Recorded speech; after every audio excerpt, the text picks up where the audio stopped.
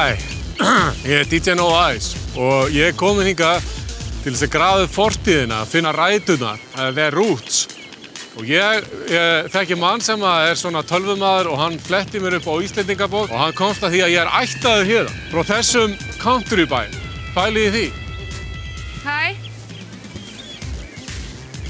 Hvað? Amma?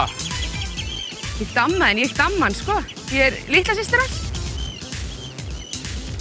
Já, þú klæðir þig eins og amma. Í hver ertu eiginlega? Já, í hver ert þú? Barnahattur. Hvað maður er þetta? Þetta er bara maður. Hvað kaupir þú fötin þín?